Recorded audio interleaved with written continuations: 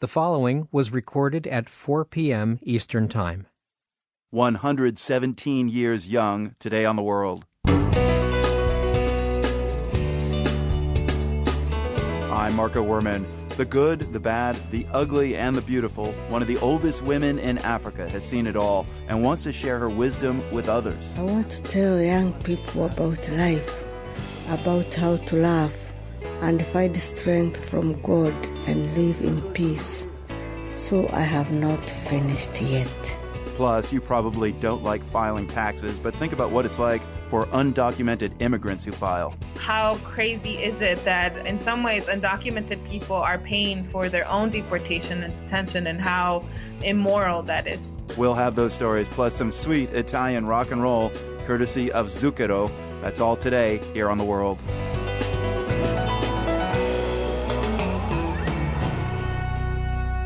I'm Marco Werman with The World on this Wednesday. Thank you for being here.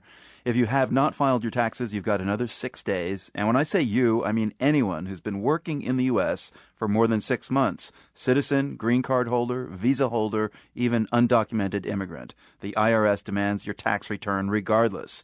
You can guess, though, how it might feel this year for someone who's undocumented to file a return that could invite official scrutiny.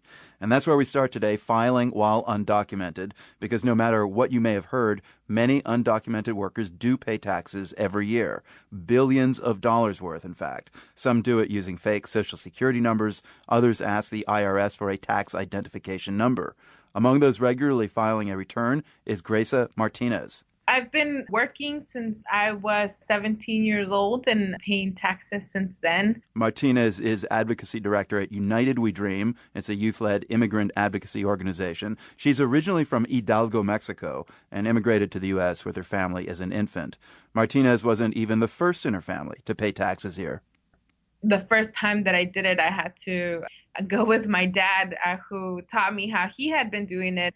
He was also an undocumented immigrant, an owner of his own business, and had figured out that world way before I had to do that. So every year we'd go to the local tax services office and fill those things out. For me, being an undocumented person, being part of a mixed status family, it was always clear that we were required to be helpful to our community and also do our part to ensure that the things like parks and our schools were funded. And so it's always been part of the tradition of my family, and I know millions of others. You have a work permit under what's known as Deferred Action for Childhood Arrivals, or DACA. It does not put you on an automatic path to U.S. citizenship. So did it ever occur to you to just not pay taxes? No, it didn't. I am one of the fortunate about 780,000 undocumented young people that are covered by, like what you mentioned, DACA, that allows me to have a work permit and have a job that, takes out the taxes every check. But I remember being in high school and having to share like a set of textbooks in that school because the school didn't have enough money for all of us to have school books.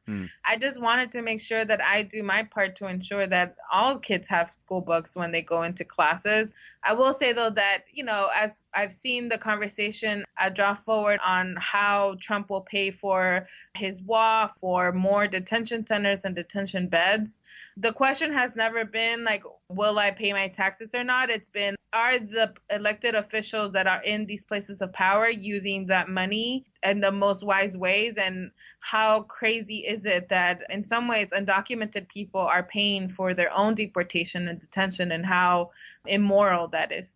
Practically, though, you end up with a tough choice. If you don't file your taxes, you break the law. If you do, you're possibly putting yourself at the mercy of immigration officials. There's supposed to be laws that prevent from that, but that's definitely at the top of the heads for the 11 million people and the millions of undocumented immigrants that pay taxes every year. And I know that it will be in my mother's mind when she files her own. We should also note that many people without legal status are in low-wage labor that is paid in cash, and they don't tend to file taxes, right? No, I actually, because a lot of immigrants in our community hope and strive for the day where something like an immigration reform can happen, people are really committed to ensure that they have a paper trail for themselves and that they were able to meet that requirement. People think about the day when we win immigration reform and they have to show that like they worked, or that they have to show that they were here in the U.S. and for how long. And taxes.